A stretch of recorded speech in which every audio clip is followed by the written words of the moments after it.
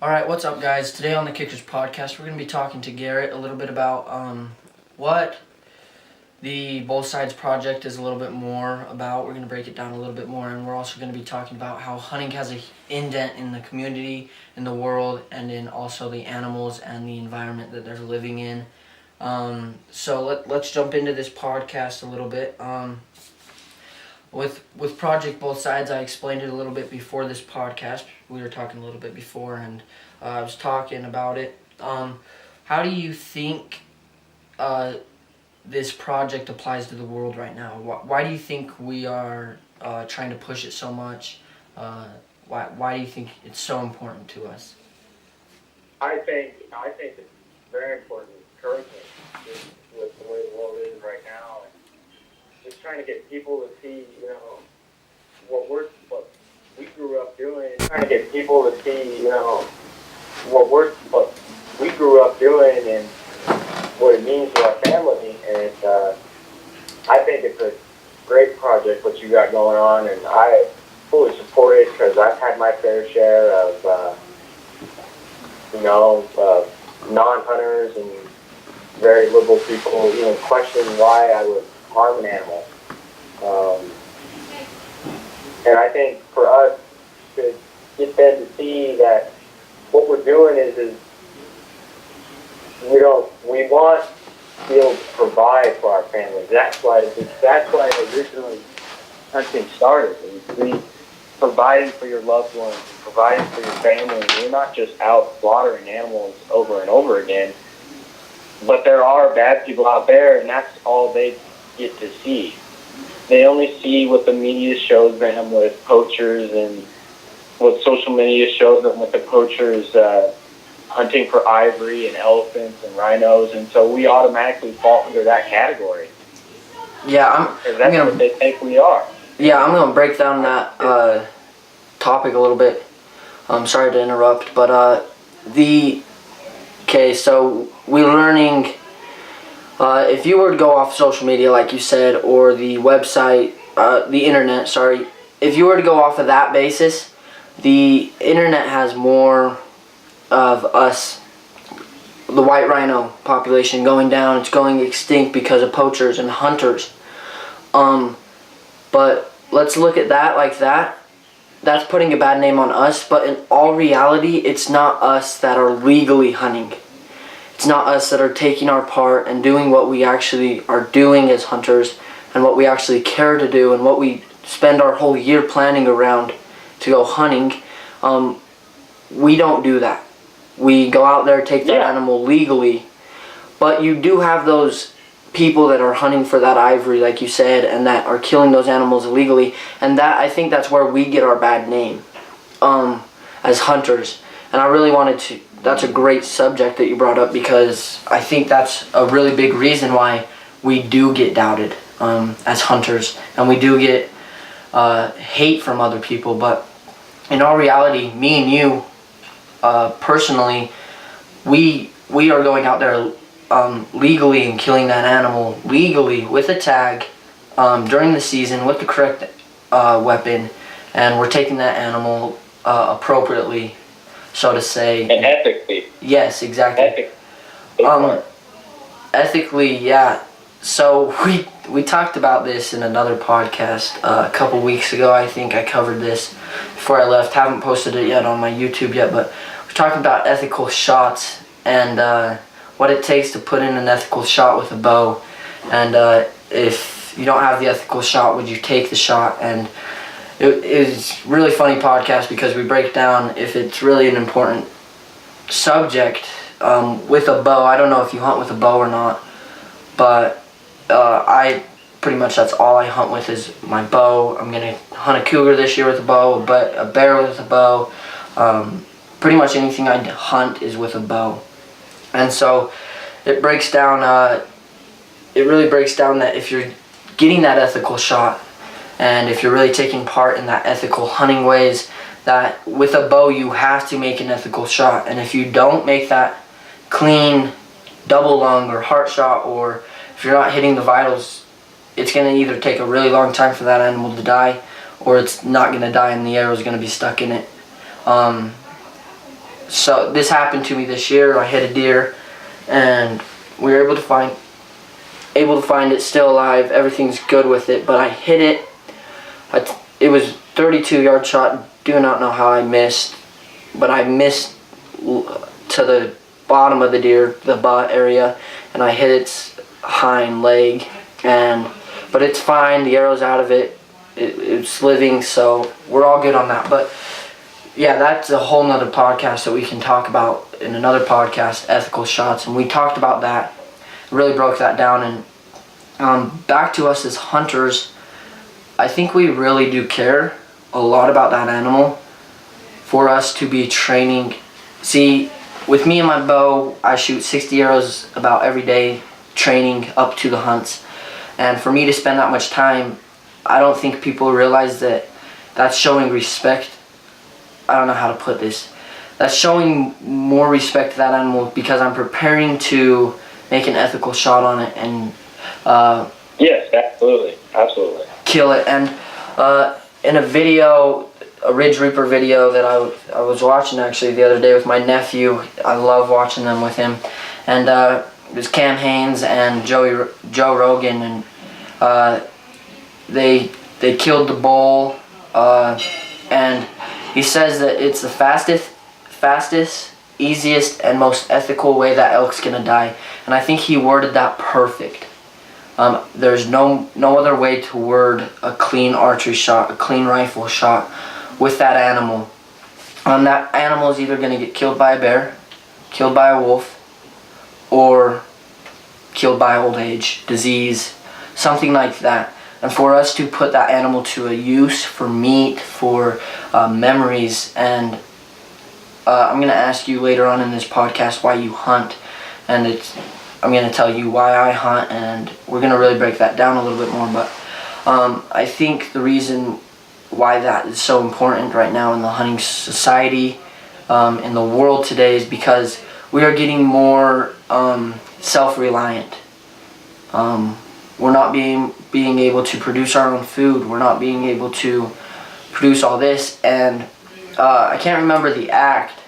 There was some act in 19 or 18 something of the Meat Act where they came up with the law of meat, for the meat laws. And we did a study on it in school, and we were reading papers about how they make meat. And for me, it was like disgusting, because for me to kill my own meat makes way more sense than having it sit in factories and get processed and have steroids. And yeah, I couldn't agree more. Like the way people process food nowadays, it's like, are you even sure this is beef? I process my own deer meat. My whole family has.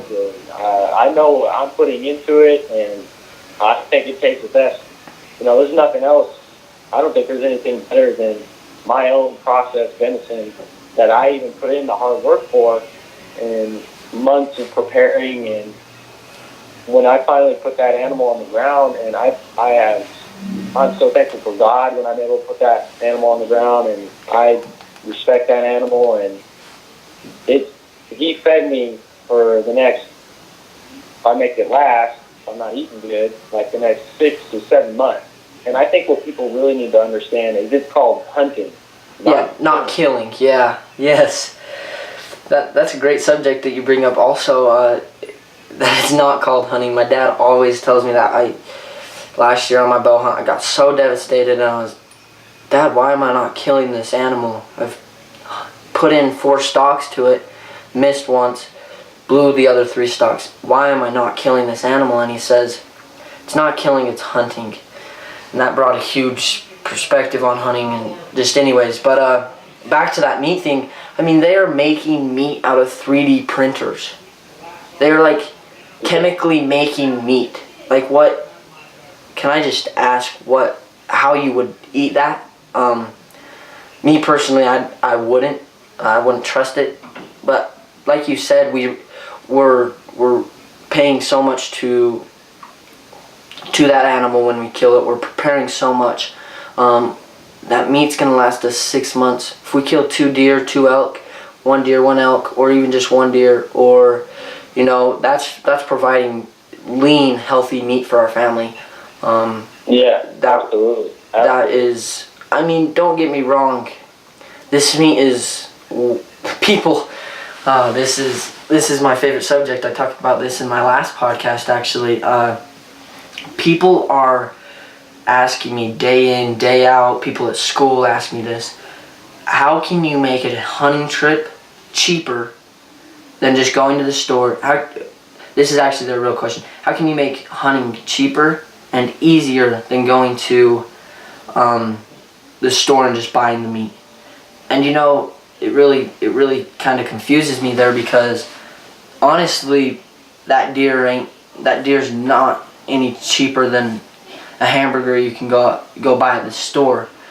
But the other thing that I look at is the memories that I made on that deer hunt, or on that elk hunt, or on that bear hunt. The memories I made Absolutely. is worth more than anything.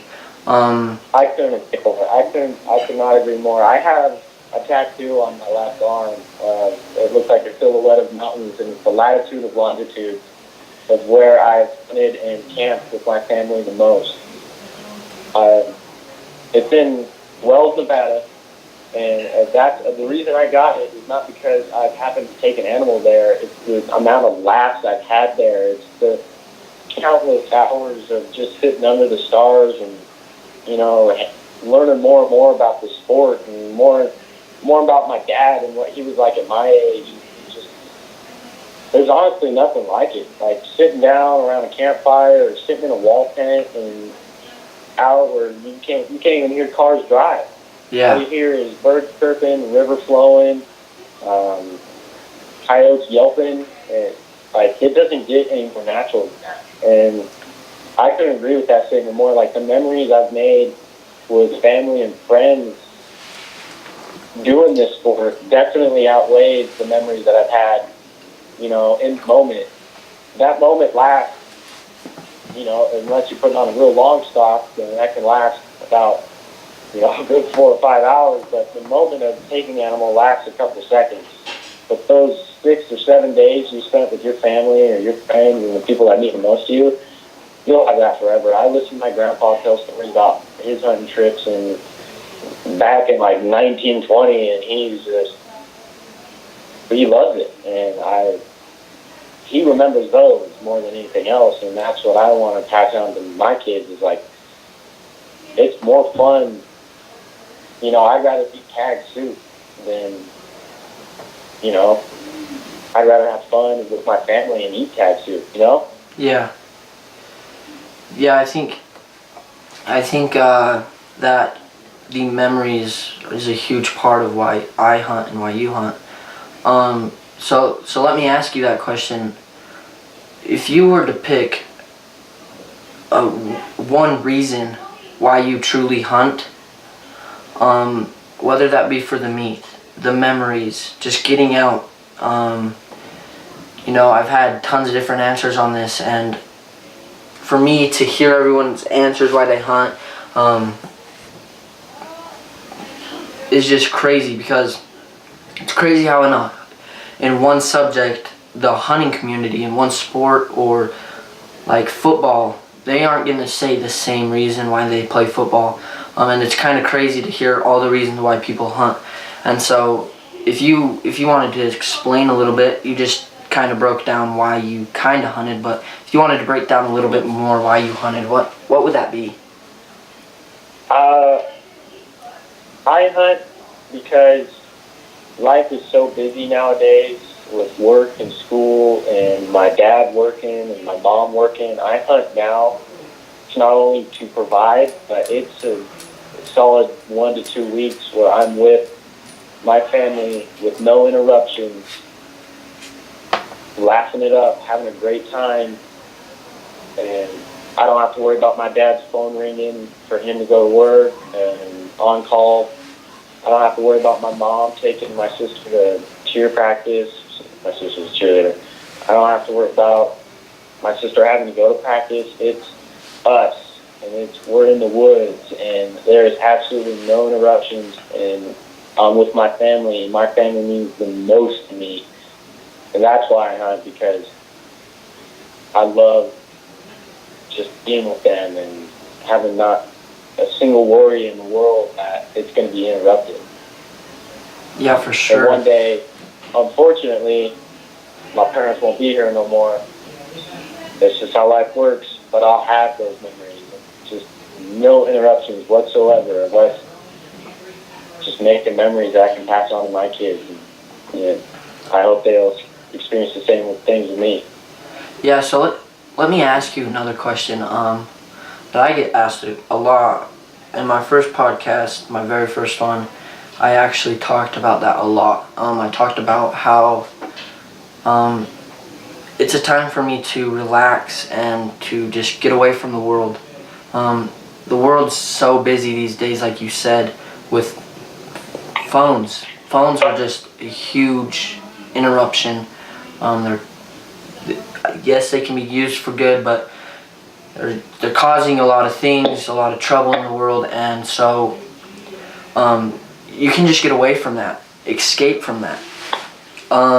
And one thing that I've realized with growing this social media platform that I have, and this may be the same with you, that you're growing this social media platform, that I don't know if this is the same, but when I started this project, Both Sides, DMs started rolling in, text messages started rolling in, Snapchat started rolling in, of kids at my school, kids from everywhere, adults from everywhere, asking me really why I hunt and really, why there's a reason.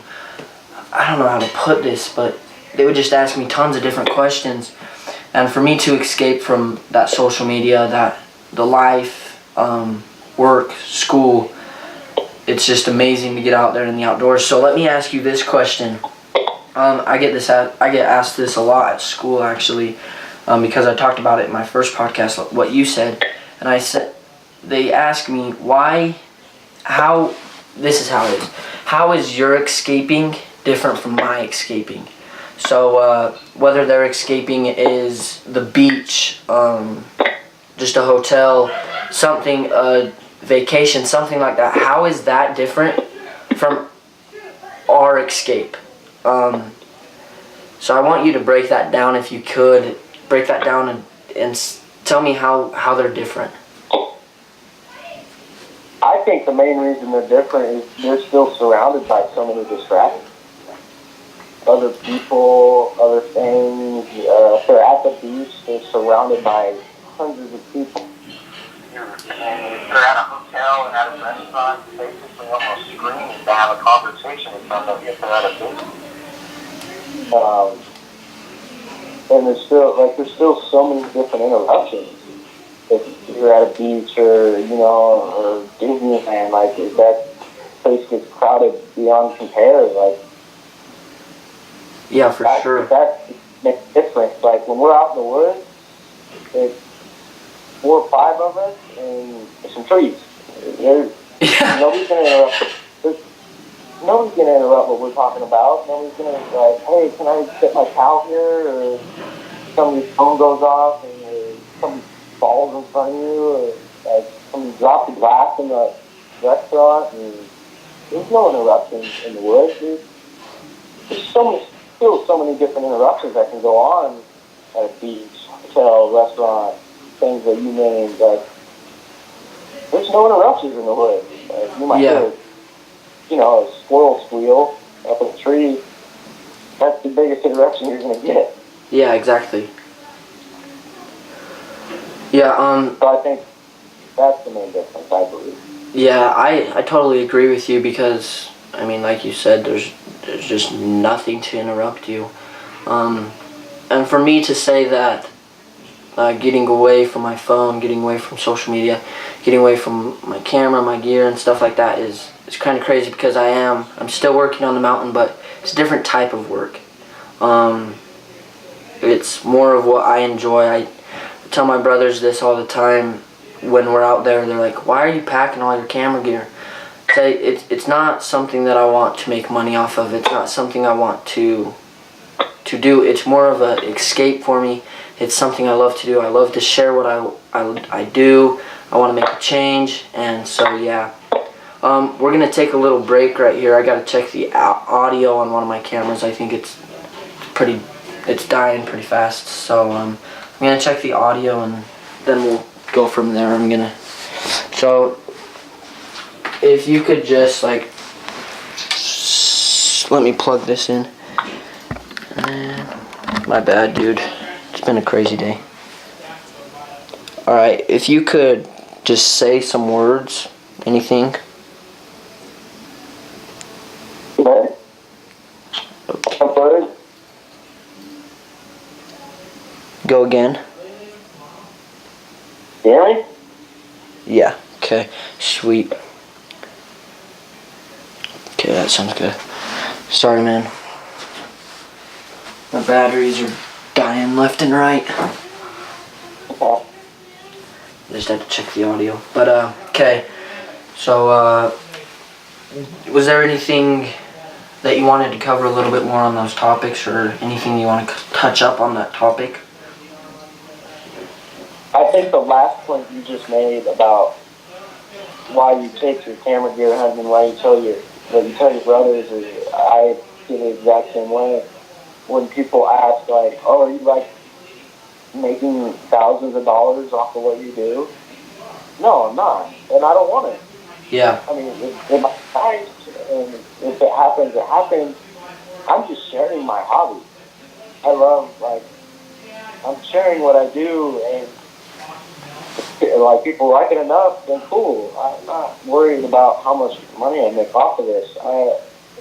People love my logo, love what I make, and that's by God's grace. Yeah. I love just sharing. I feel the exact same way with you. I'm sharing, and we're a community. The 100 people, we're just a big, large community across all 50 states, and I can agree with that statement more.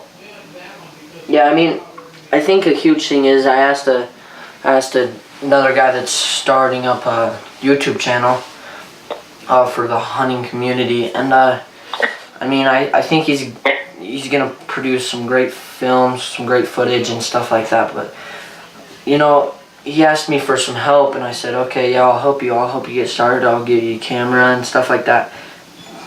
And so I started to help him, and I said, before I actually commit all my time into this, I want to make sure that you have the same motives as me.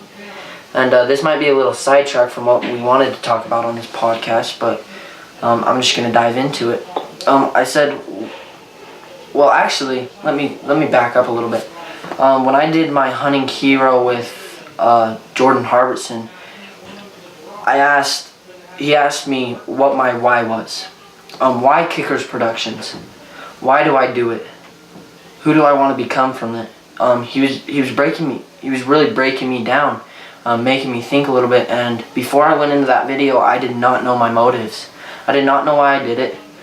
Honestly, to tell you the truth, I just wanted to become like Hush and Mountain Ops, a big hunting community, big hunting brand, and that was my motive, was to become like that.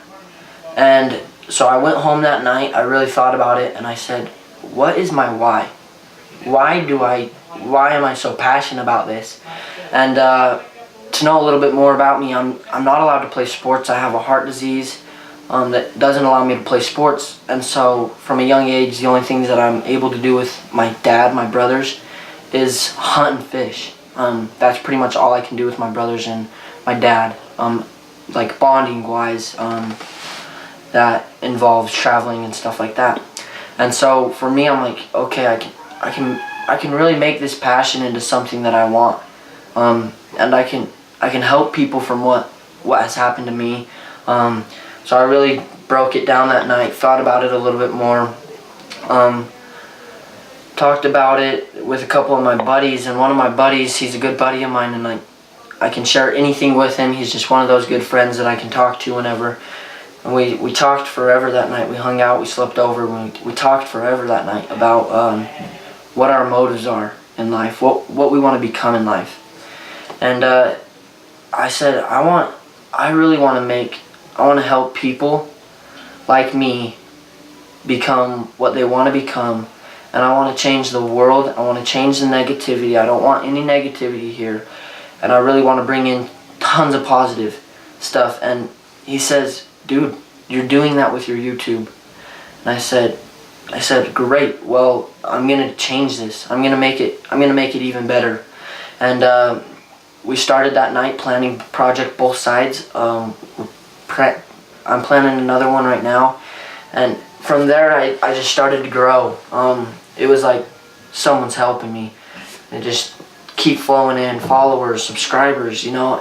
And don't get me wrong, I'm not here for more followers. I'm not here for more subscribers, but it's great to see the support and the love that keeps coming through of me following my dreams. Because this truly, if you would have told me 4 years ago that this was my dream, I would have told you no, it's not. My dream is to become a professional baseball player.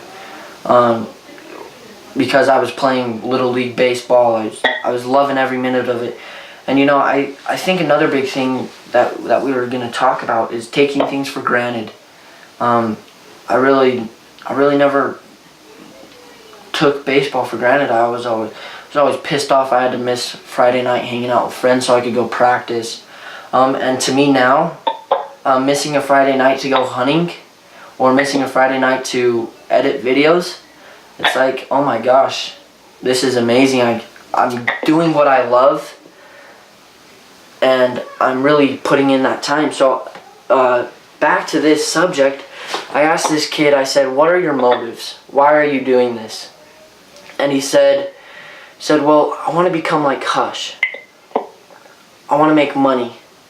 I want to have this many followers. I want to become famous. And I said, you know, those are great motives. Those are great motives to start out with. I started out with those motives, those same exact motives. But the second that you bring in a deep, true why that's going to help someone or help yourself become a better person, I think that's going to grow and become a better thing. And I mean, he's applied a little bit more into his life. He's come to me, he's asked me more questions, and I've helped him out. He's growing like crazy right now, and he's bigger than me right now, and which is just nuts. I love it. I love to see the growth. And so, I mean, it's just crazy to see that we, like you said, we're not here for the fame. We're doing what we love. And some people may ask why we love this, why we love filming this adventure. I get this question asked a bunch to me. Why I love filming so much my hunts. It's so much work, it's so much time, it's consistent day in, day out. I'm thinking about what video I'm going to film, what hunt I'm going to go on. And to me, it adds a whole nother thing on the hunting. For me, so I had this heart disease, and then I had it when I was 18 months old, and they said, you're going to be able to play sports for a little bit. So I played sports. I played baseball, football, pretty much anything you could play, I played. And so I loved it. It's a huge thing in my family to play sports and stuff, and so I love playing sports. Then I went in for a checkup, and they told me no more sports. So that day I'm like, okay, sweet. I'm gonna live the rest of my life like a bum because I'm not gonna be able to play sports. I'm not gonna fit in high school. And for me, that really is like, okay, that's a total lie now, because now I walk down the halls at high school and kids know me as a kid that's living his dream, making films of hunting. And I don't know, it's a whole nother topic that we can go on for days and days. But I love that you say that we're not here for fame. I love how you said that we aren't doing this because we want to become popular. We aren't doing this because we want to become famous. We're doing this because we love it. We're willing to put in that much work, that much time into something because we love it so much. And we're working on a film right now that really talks about why we love it so much. It's super sweet. You have to stay tuned for that. But yeah, I love that you brought that up. Super sweet topic. Sorry I went on a rant about that, but so Yeah, when I get asked by my buddies or by people that barely know me, like, well, why did you start this? Or what made you want to come, like, start your own brand and business? It was, this is such a passion of mine that I just want to, like, share it. And it wasn't because of, oh, I want to go be able to take dinner at a fancy restaurant and be able to buy a nice car. Like, it was, my answer is, I was sitting at home and I was just thinking, if I really put effort into my hobby, hunting, and show, like, how much I love it, why not share it on social media? And that's why I started it. And your motive and how much passion you have for what you do at your age it's honestly kind of inspiring. And being the kid known at school, like, oh, I make film for hunting, like, that's awesome to hear. All my buddies say, like, it's so cool you have your own business. And yeah, it's cool, but at the same time, yeah, people say that to me, but sorry I interrupted, but I want to cover on that a little bit. But at the same time, it's not a business. I mean, yes, if we make money off this, great. It's awesome because we're doing what we love for a job. I mean, don't get me wrong, sometimes I'm like, yo, if I make money off this, that would be so cool. But that's not my main motive. And so when people are like, absolutely. When people are like, you're doing this for a business, it's like, I mean, yeah, you can call it a business because I'm selling gear and I'm selling stuff like this, but at the same time, it's not a business because I'm, like, it's not even going into work. People are like, oh, you have to edit videos, you have to put in work. I'm like, not really, because I love what I'm doing. And, I mean, like, it's not work. It's not a business. It's just what I love. It's my passion. And I'm going to drive this passion until I die because it's amazing. And so, yeah, that's great topic that you brought up. That it like, people ask you, like, so cool that you have a business, but yeah, anyways, keep going. Yeah. And I'm in college, you're in high school. We still have so much time to invest in this and our hobby. And I hope hunting's not going anywhere. I really hope so. And we have so much time to, like, grow even more. And I think young entrepreneurs like me and you starting out early, I don't know why people aren't doing it as much. Just trying to go get what we want and, you know, and just going at it wholeheartedly for the right reasons. Yeah. I think going at it with the right reason is a great way to put it because, like Brian Call, also known as Gritty Bowman, but I did a hunting hero, my first one actually, and a couple down the road. I think it was like my third, fourth, or something like that. He talked about it like that. He says, if you go into this for money, you're not going to make it. You just won't. You don't have the right motive. You don't have the right reason why you're going into this. So I think that you bring up that you're going into it for the right reason, the right thing. That's a great way. Because, I mean, don't get me wrong, businesses and other companies like, let's talk about some big, here in Utah, big companies are like Vivint and doTERRA and stuff like that. And if you were to talk to the owner, never talk to the owners, but if you were to talk to one of the owners of Vivint or doTERRA, and you ask them why they started this company, I think their motives are going to be totally different than ours.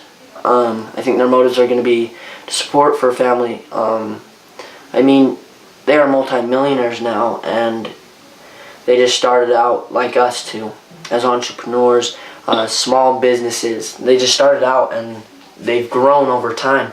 And I think kids at my school, kids at your college or stuff like that, I mean, like, I get this all the time. It's like, why are you starting so young? Live high school up. Go to every football game. Go to every basketball game. And it's funny because I've missed the last 4 football games because of hunting, because of filming.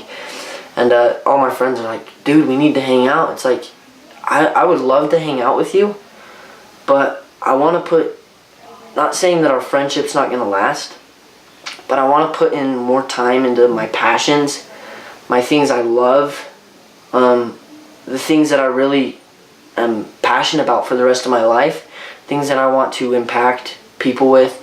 I want to make that better. I want to try harder in that. It's not that I don't want to hang out with you.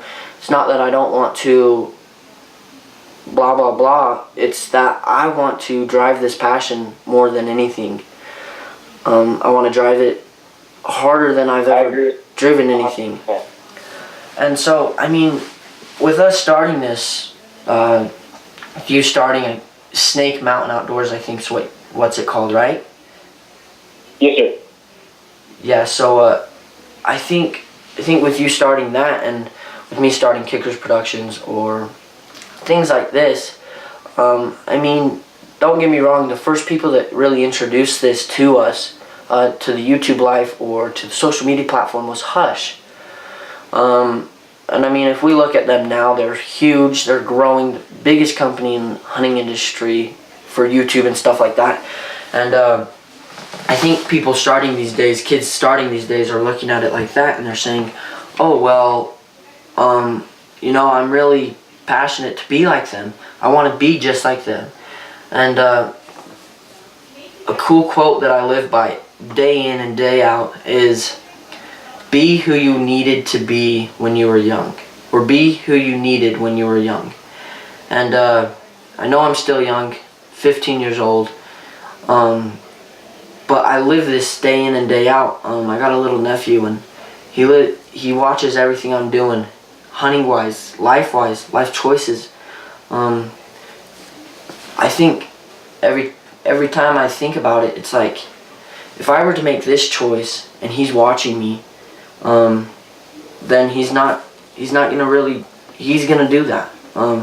He's gonna want to try it. So, you know, I'm really motivated by that. I live by that day in and day out. Even to kids in my school, I just want to be an uplifting person, a positive person, and try to make a beautiful impact on people. And so I think with YouTube's, and I'm not sure if you have a YouTube. Do you have a YouTube? Not yet. I'm planning on starting one this hunting season. Okay, sweet, yeah. So, I mean, like, when you start, I think your motives, just with talking to you today, and looking at your Instagram profile, sorry if I act like a stalker, but I gotta get to know you for these podcasts, and, you know, just looking at your Instagram profile and, you know, really talking to you today has really brought out the real person in you, I think. That your motives here today, for doing this Instagram, for starting this Instagram profile, for when you start the YouTube, I think your motives are in the correct spot. Not for me to judge, not for me to judge that oh you're not a good person because your motives aren't in a good spot. But I think you honestly have the same motives as me, and I think it's really great that we can bond on this and we can connect on this, because, you know, us as people these days get caught up in social media. Oh wow, that person's living a better life than me, but in all reality, they're posting about the positives in their life. Don't get me wrong, I said I want to be a positive person, and I really am an uplifting person, but I'm gonna post about the downs, the mids, and the ups in my life. I'm gonna be the realest person on Instagram. I'm gonna be the realest person on YouTube. And my brother pointed this out a couple videos ago. Well, there's actually a lot of videos ago down the road. Like a couple of my first ones, I was really faking them. You know, I really wasn't me. I wasn't me how I act. I was some model behind a camera. And I look back at those videos, and I mean, I keep them up on my YouTube just to show how much I've grown and processed through the year. But for me, I think that I really want to, as a person, be myself. You can hide behind your social media platform. You can hide behind the camera. You can hide behind your phone. You can do that stuff. But for me, my motive, another one of my motives is not. I want to be real. And your Instagram shows this perfectly, because you post about the ups, the downs, and the mids. And I think that's great that you do that, because honestly, that's a great motive why you do anything in life. I'm not gonna go talk to my best friend about all the good things that I've done. I'm not gonna talk about all the bad things I've done, just the bad things. I'm gonna talk about the mids, the lows, the highs. And so, I mean, it's just a whole nother topic that we can just expand on so much more. But yeah, so anyways, that's a huge thing that you bring up, is a huge sidetrack on that, but huge thing that we talk about in our motives and why we're doing these things in our lives. So yeah, that's a great reason. If you want to cover up a little bit more on why you hunt, or what your motives are, why you're really starting this YouTube or this Instagram profile, why you do that or why you hunt. If you wanted to cover up that or sum it up a little bit more, that'd be great. I plan on starting this YouTube channel, filming my hunts. It relates back to the whole memories thing. I want to be able to, technology is only going to advance. My grandkids, my kids, I want to be able to show them my hunts, and the footage, and me at 19 years old, what it was like then. And I think it's a great way to pass down what it was like then and the differences. And when I have kids, when I have grandkids, obviously my dad is going to look a lot different and at the older age, and so you're like, is that really Grandpa? Like, yeah, that's me and him, and Yeah. be able to show them what it was like then. And or when we talk about, you remember the tag up in Wells in 2018? Oh yeah, I can pull it up right now. We can watch some footage on it. Yeah. I think that's one of the positive advantages of technology, and why I want to start my YouTube is to be able to look back. And a recent post I saw on Twitter was Tiger Woods. All these people in the stands were filming him, and people couldn't believe that they had their phones out. And Tiger Woods is one of the best golfers to ever play the game, and I honestly didn't think I thought, why is that such a bad thing? There's 14-year-old kids filming Tiger Woods golf. Well, when they have kids or they have grandkids, Tiger Woods isn't going to be able to pick up a golf club anymore, and they're going to be able to show their kids and grandkids what it was like to watch him golf. And Yeah, I think exactly. that's absolutely why I want to start my YouTube, is I want to be able to show my experiences and my memories with my kids and grandkids. Yeah, and I think that, like you said, is a positive thing. That's one of the positives of technology. Technology is growing. By the time, I know this is weird to think about, but by the time we are dads, and we have kids, technology is going to be out of this world. Probably won't have cameras. There'll probably be something else that just automatically records and does all this. I think if we looked back, my dad, actually my grandpa and my dad, to see their pictures together. My grandpa passed away a couple years ago. We were up at his house going through pictures, and they did a bunch of hunting together. That was mostly their bonding time. That was when they got to bond. That was when they got to do everything together, because they both worked so much. And so to see those pictures, it's like just over that amount of years, that 10-year, that 20-year, no, well, probably 30-year, that 30-year time space, how much that camera has changed, how much that technology has changed. Just to see that, and to realize that, wow, I can look back at that and I can see what my grandpa looked like back then. I can see what they did back then, how many elk they could kill, how many deer they could kill. I mean, just to look at that is a huge part on why I think these cameras and another motive, like you said, to do what you do is to be able to look back on that and to be able to cover up that. And so I mean, like, I think that's a huge reason why I do it personally too, is so that I can show my grandkids and my kids, look, hunting back then was a group of 36 million people. How many ever hunters there are, I talk about it in my last podcast, but there's this many certain people of hunters. And I mean, that number, I hate to say this, but is decreasing. Very slowly, but it is decreasing. And so, I mean, to see what the hunting world's going to be like then, it's going to be kind of, I'm kind of curious to see what it's going to be, because it's decreasing, and our numbers aren't looking how they want to look. And so to show them what hunting is now is going to be a super great thing. I think if we look at this a little bit better, sorry to take up so much of your time, we can close this here quick, but I think if we look at this way, that the elk herd's population, okay, when my dad was hunting, he would show me pictures, him and his dad out hunting, and they could shoot whatever they wanted, a cow, a bull, a spike, and back then it was for meat.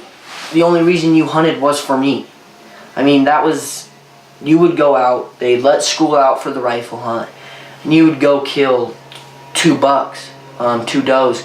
You would go kill 2 bulls, 2 spikes, you know. You'd go kill that meat that you needed for that winter, or that spring, that summer, that year. You really needed that meat that you needed. So, I mean, for me to produce, to see what hunting was back then, hunting back then was for meat. I mean, still today, I mean, we're hunting for meat. Don't get me wrong, we are hunting for meat. But I think our motives have changed over time, and the populations of elk has changed, and it's decreased, or it's increased, you know. I mean, we've changed that elk population with hunting and poachers that we talked about earlier in this podcast. That poachers are more around these days, I think, so to say, because back then it was really easy to hunt. I mean, you had to have your hunter safety. You could go buy a tag. You didn't have to draw out. And I think a lot of hunters these days, well, poachers these days are, oh, I didn't draw a tag, so I need the meat, so let's go kill an animal. But we still have those options, over-the-counter tags and stuff like that. Don't get me wrong, we have all that. But I think it's kind of cool to see the technology change, that we can have years from the past that they had. Hunting was so different then, and in that 30 years, hunting today is so much different. I mean, we have so much more technology. Our crossbows, I mean, we have crossbows now. I mean, compound bows, sorry. We have compound bows. We have scopes with high-powered rifles. We have rifles that can shoot 1,500 yards, 1,200 yards. I mean, that technology has just impacted hunting so much, and I think it's so great that we could talk about the technology that's impacted hunting so much all day, honestly. You really could. Yeah, I don't want to take any more time from you, so I mean, we can do another podcast later on. But any last thoughts? Any questions for me? Just anything to close off this podcast that you want my followers, my subscribers, anti-hunters to hear? Anything like that? I just want to say that I think what you're doing is inspiring with your project and the work you're doing, and it's really awesome here. And to see young hunters like you still so passionate about the sport, and I think, like you said, it's becoming more rare, and it is. It's really good to hear and to see, and like what you're doing. And I think it's really cool that we're able to share our experiences and what we love about the sport as well. Yeah, sweet. Thank you so much. All right, guys, this is Garrett. Go check him out on Instagram. What's your username? It's Snake Mountain Outdoors with an underscore after Snake and after Mountain. And thank you for having me, man. It's been awesome. Yeah, thank you for tuning in. All right, guys, thanks for watching / listening to this podcast. We covered up some things. We didn't get to a couple of subjects, but we will be covering that in another podcast or with him again. So thanks for listening. Make sure to subscribe if you're not subscribed already. So thanks. Thank you so much, man. Thank you.